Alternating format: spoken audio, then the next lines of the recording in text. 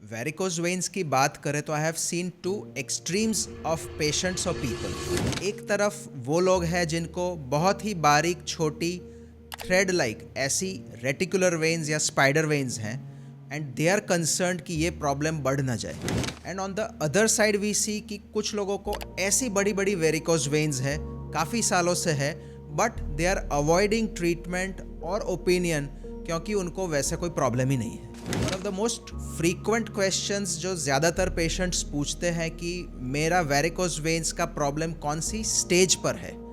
जी हाँ, कैंसर की तरह वेरिकोज वेन्स के भी स्टेजेस होते हैं जिसके बारे में आज हम बात करेंगे, और मैं ये भी बताऊंगा कि कौन से स्टेज पे वेरिकोज वेन्स ट्रीटमेंट करना आपके लिए बेस्ट रहेगा। The first stage is spider like veins. Initial stages में कुछ लोगों में बहुत ही बारीक थिन हेयर जितनी पतली और स्पाइडर के लेग्स जितनी पतली वेन्स दिखती है जो कई बार रेड या पर्पल कलर की होती है। Now these are very common in females, specially in pregnant females due to hormonal reasons. कुछ लोगों में ये फैमिलियल भी होती है कि हेरिडिटरी पास ऑन होती है, मदर या फादर को थी और चिल्ड्रन में भी थोड़ी रेटिकुलर या स्पाइडर वेन्स आ गई। Generally spider veins are more of a cosmetic concern, दिखती है बट कोई ज़्यादा मेडिकल प्रॉब्लम नहीं करती। तो इस स्टेज में आपको सिर्फ रेगुलर एक्सरसाइजेज और बाकी के रूटीन लाइफस्टाइल चेंजेस ही फॉलो करने चाहिए। आप लोकली क्रीम्स और ऑइंटमेंट्स अप्लाई कर सकते हैं to relieve your symptoms of spider veins.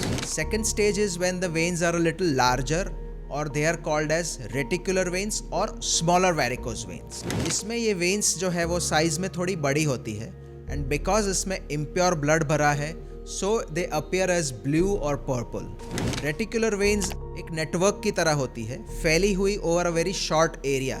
Reticular veins में कई बार पेशेंट्स को टायर्डनेस या डिस्कम्फर्ट या बर्निंग या स्टिंगिंग सेंसेशन हो सकता है and this can also have some amount of itching of the skin. इस स्टेज में भी वेन्स की साइज बहुत छोटी है and you can safely control them using all non surgical methods, specially stockings. But अगर आपको इचिंग है तो एक चीज़ हमेशा याद रखिएगा, इफ़ आपके नेल्स वहाँ इचिंग की जगह पर वेन्स को बर्स्ट करते हैं then these veins can cause bleeding. So if you have reticular veins, avoid itching with your nails.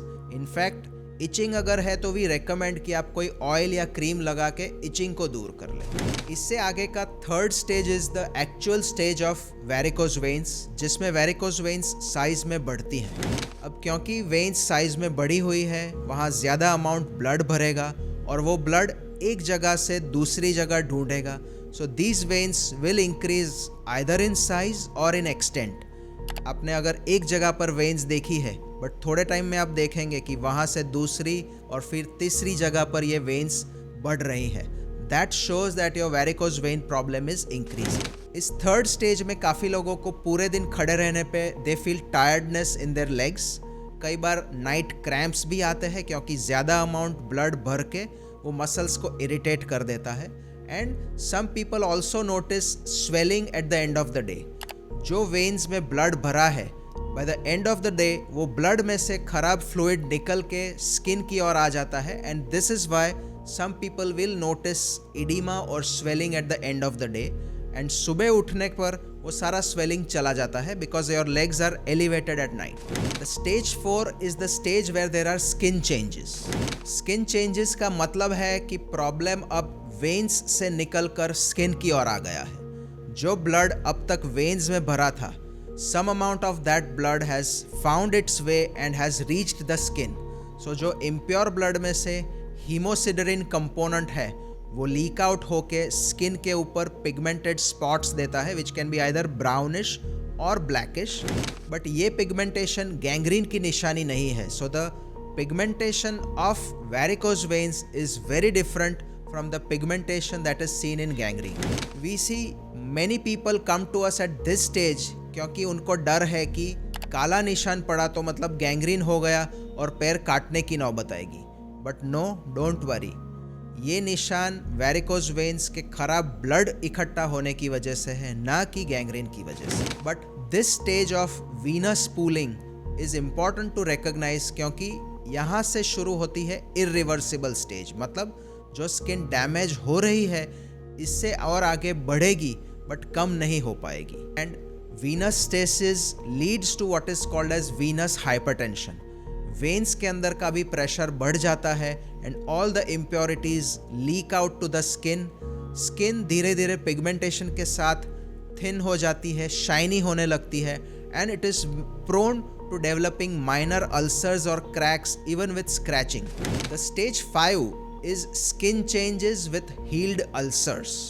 कुछ लोगों में ये स्किन प्रॉब्लम बढ़ता हुआ वेरिकोज वेन अल्सर्स की ओर जाता है और ये अल्सर्स जो होते हैं भले ही छोटे हो but they take a lot of time to heal because ulcers को मिटने में, हील होने में they need pure blood, but because of varicose veins and high venous pressure इन अल्सर्स के आजू बाजू बहुत ही इम्प्योर ब्लड भरा रहता है। So even if there are small ulcers they will take a long time to heal and heal होने के बाद we see that this stage of stage 5 which is healed ulcer is noticed. इस stage में दूसरी अलग finding जो देखने को मिलती है that is called as lipodermatosclerosis. ये बहुत ही ज़्यादा कॉम्प्लेक्स वर्ड है। सिंपल मीनिंग ये है कि जो स्किन ब्राउन या ब्लैक हो गई उसके आजू बाजू में we will see that there is hardness, वो ज़्यादा थिक हो जाती है, हार्ड हो जाती है and it also leads to restriction in ankle movement. ये सब साइंस सजेस्ट करती है कि आपका ब्लड सर्कुलेशन अब और ज़्यादा स्लो हो गया है एंड इसके आगे प्रॉब्लम्स में बड़े अल्सर्स या ब्लीडिंग का रिस्क बढ़ जाता है। The stage 6 is the stage of complications which are mainly two ulcers and bleeding. Ulcers जो है they are more common as compare to bleeding. These ulcers called as varicose vein ulcers or varicose ulcers or stasis ulcers are commonly seen at the ankles either medially or laterally. Ulcers में we have seen that sometimes they can take months or years to heal and बीच में it may show signs of improvement. बहुत ही slowly ulcer ठीक हो रहा हो, infection हुआ और suddenly बढ़ गया. So with ulcers the healing as well as chances of infection both are very important to notice. The other complication of bleeding is fortunately rare, but जिनको होता है what they notice is भले ही when छोटी हो पर अगर वो when burst हुई which typically is seen after itching or warm bath, गर्म पानी से वो एरिया अगर आप नहा के बाहर निकले और टॉवेल या नैपकिन आपने वहाँ पर घिसा so the small fragile vein can just burst और वहाँ से जो ब्लड निकलता है because it is under pressure वो बहुत दूर तक ब्लड फोर्सफुली आगे जेट की तरह जाता है। अगर ब्लड ज़्यादा फोर्सफुली जा रहा है इट ऑलवेज सजेस्ट्स दैट भले ही वो छोटी वेन क्यों ना हो बट उसका कोई डीपर बड़े वेन के साथ कनेक्शन है। So people who develop bleeding should go and checkup with their vascular surgeon early and get the veins treated in time because bleeding एक बार अगर हुई है तो उसको रिकरेंट ब्लीडिंग होना बहुत ही ज़्यादा कॉमन है। Third complication which sometimes can happen is thrombosis और clotting within the veins. Veins के अंदर ब्लड भरा रहेगा और वहाँ अगर जम गया then it gives rise to blood clotting और थ्रोम्बोसिस और ये क्लॉट वहाँ से डिसलॉज होके it can either go to deep veins और डीप वेन्स में से निकल कर it can give rise to a serious problem called as pulmonary embolism.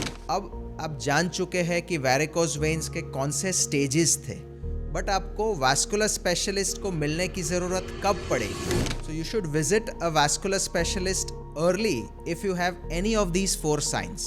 The first is worsening symptoms, second is rapidly increasing और progressing varicose veins. अगर आपकी veins बहुत ही कम समय में ज़्यादा फास्ट बढ़ रही है that is a time you should see a vascular surgeon. The third is any changes in your skin texture or color. जब आप स्किन में पिगमेंटेशन बढ़ता हुआ देख रहे हैं then you should visit your vascular surgeon early. And the fourth is the stage of complications.